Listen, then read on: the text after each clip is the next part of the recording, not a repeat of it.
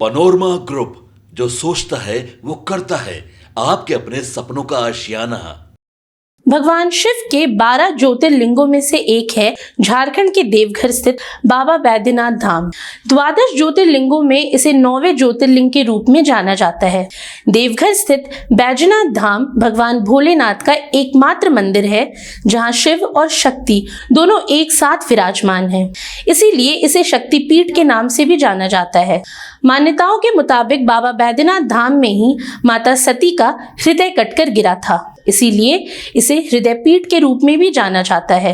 देवघर स्थित विश्व प्रसिद्ध बैद्यनाथ मंदिर एकमात्र ऐसा मंदिर है जिसका जुड़ाव लंकापति दशानन रावण से है। रावण से जुड़ाव के कारण बैद्यनाथ धाम स्थित भगवान भोलेनाथ के शिवलिंग को रावणेश्वर बैद्यनाथ ज्योतिर्लिंग के नाम से भी जाना जाता है।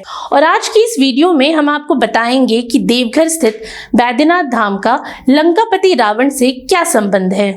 पौराणिक कथाओं के अनुसार लंकापति रावण भगवान शिव को प्रसन्न करने के लिए एक के बाद एक अपने सिर की बलि देकर शिवलिंग पर चढ़ा रहे थे।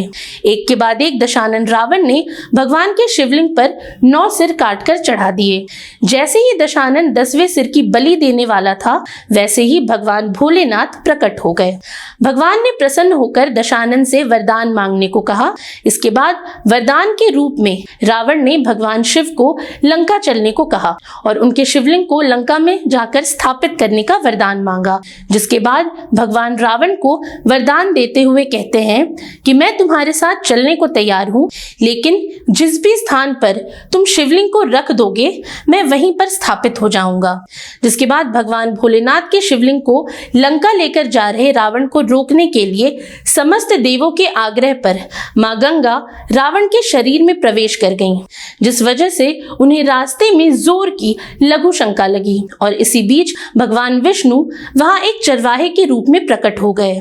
वहीं दूसरी तरफ लघु शंका लगने के कारण रावण धरती पर उतर आया और चरवाहे के रूप में खड़े भगवान विष्णु के हाथों में शिवलिंग देकर ये कहता है कि इसे उठाए रखना जब तक मैं वापस नहीं लौट आता। इधर मां गंगा के शरीर में प्रवेश होने के कारण रावण को वापस आने में काफी समय लग गया। इसी बीच चरवाहे के रूप में मौजूद बच्चे ने उसे जमीन पर रख दिया। लघु शंका के उपरांत जब रावण अपने हाथ धोने के लिए पानी खोजने लगा और उसे कहीं जल नहीं मिला, तो उसने अपने अंगूठे से धरती के एक भाग को दबाकर पानी निकाला, जिसे शिवगंगा के रूप में जाना जाता है। शिवगंगा में हाथ धोने के बाद जैसे ही रावण वापस आया तो उसने शिवलिंग को जमीन पर रखा देखा। उसने आसपास उस चरवाहे को ढूंढने की कोशिश की, लेकिन सब व्यर्थ गया। इसके बाद रावण धरती पर रखे गए शिवलिंग को उखाड़कर अपने साथ लंका ले जाने की कोशिश करता है, लेकिन ऐसा करने में वह असमर्थ रहा। इसके बाद आवेश में आकर रावण ने शिवलिंग को धरती में ही दबा दिया, जिस वजह से बैद्यनाथ धाम स्थित भगवान शिव की स्थापित शिवलिंग का एक छोटा सा भाग ही धरती के ऊपर दिखाई देता है। और यही वजह है कि इसे रावणेश्वर बैद्यनाथ ज्योतिर्लिंग के नाम से भी जाना जाता है। अब गौरतलब है कि सावन का महीना हिंदुओं के पवित्र चतुर्मास में से एक है। इस महीने का संबंध पूर्ण रूप से भगवान शिव से है। इसी महीने में समुद्र मंथन हुआ था और भगवान शिव ने हलाहल विष का पान किया था।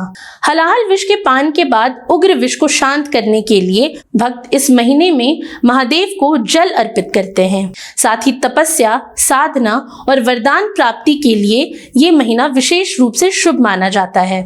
पौराणिक मान्यताओं के अनुसार जो भी भक्त कांधे पर कांवर लेकर सुल्तानगंज से जल उठाकर पैदल भगवान भोलेनाथ के शिवलिंग पर जलाभिषेक करता है, उसकी हर मनोकामना पूर्ण होती है। इसीलिए इसे मनोकामना लिंग के रूप में भी जाना जाता है।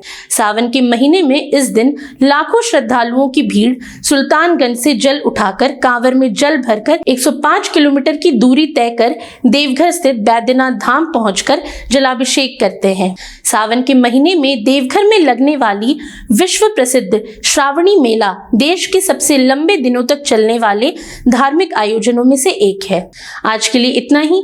ये सामग्री आपके लिए जुटाई थी उर्वशी शेखर ने।